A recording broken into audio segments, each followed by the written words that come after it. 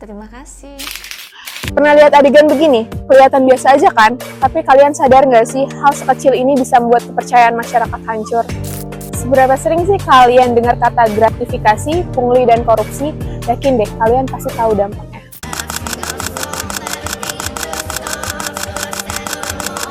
Sorotan berikutnya, Saudara, Harvey Moise divonis 6 tahun 6 bulan penjara dalam kasus korupsi timah yang merugikan negara 300 triliun rupiah. Lagi heboh kasus korupsi. Mantan Menteri Pertanian Syahrul Yassin Limpo sudah menjadi tersangka, kemudian sempat menghilang, kemudian akhirnya diciduk dan menjadi tahanan KPK karena diduga korupsi saat menjabat sebagai Menteri Pertanian. Gara-gara korupsi, negara rugi triliunan tiap tahunnya. Seharusnya uang segitu bisa bangun ribuan sekolah, rumah sakit, bahkan jalanan-jalanan yang baru. Tapi uangnya malah hilang tidak jelas. Oke, mari kita bahas. Korupsi adalah penyalahgunaan kewenangan atau jabatan publik untuk memperoleh keuntungan pribadi yang melanggar hukum. Korupsi bisa berupa penerimaan suap, penggelapan dana, pemalsuan dokumen, atau tindakan lain yang merugikan negara dan masyarakat. Karakteristik dari korupsi itu, suatu tindakan yang melibatkan penyalahgunaan kekuasaan atau kepercayaan yang diberikan yang dapat melibatkan berbagai pihak, termasuk pejabat publik, pengusaha, dan masyarakat, yang bertujuan untuk memperkaya diri sendiri atau pihak tertentu secara tidak sah. Contoh dari korupsi itu, penggelapan dana negara atau dana bantuan sosial yang seharusnya digunakan untuk kepentingan umum, tetapi malah dipergunakan untuk kepentingannya pribadi.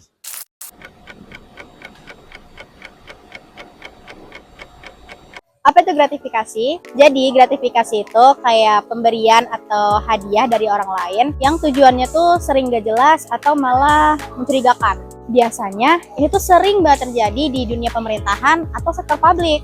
Nah, karakteristik dari gratifikasi sendiri itu bisa berupa uang, barang, ataupun fasilitas mewah. Tujuannya sering buat menginfluensi keputusan orang lain. Walaupun gak selalu diminta, gratifikasi ini sering banget nyelip di tempat-tempat yang gak sesuai sama etika ataupun hukum. Gratifikasi bakal jadi ilegal kalau maksudnya buat ngarahin keputusan atau tindakan seseorang.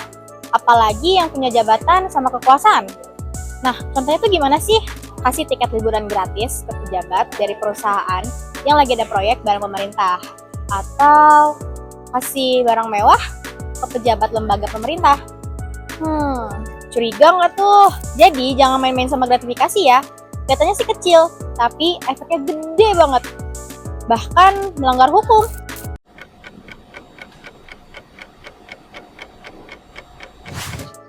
Apa sih itu pungutan liar alias pungli? Pungli itu simple. Kalian diminta bayar sesuatu sama orang yang gak berhak, dan biasanya caranya itu gak resmi alias ilegal. Pungli ini sering banget kejadian di layanan publik. Bisa di jalan raya, tempat layanan, atau tempat wisata. Dan tahu nggak? Ini tuh salah banget. Oke, biar makin paham, ini nih ciri-ciri pungli. Dilakukan tanpa aturan-peraturan yang jelas, jadi kalian disuruh bayar padahal itu nggak ada dasarnya. Pungli itu deket banget sama kita. Contohnya, sering kejadian di terminal atau di bandara, kita diminta bayar lebih sama petugas buat urusin tiket atau dokumen. Padahal itu nggak ada aturannya. Atau polisi yang minta uang damai di jalan meskipun tidak ada pelanggaran yang nyata. Menurut saya, gratifikasi suatu pelanggaran jika ada proyek dan orang yang terkait mendapatkan fee yang memang tidak seharusnya. Dan menurut saya itu bersinergi juga dengan integritas yang bersangkutan. Jadi menurut saya gratifikasi itu suatu hal yang kurang baik dan tidak dibenarkan di perusahaan. Untuk pungli, suatu hal yang lebih buruk.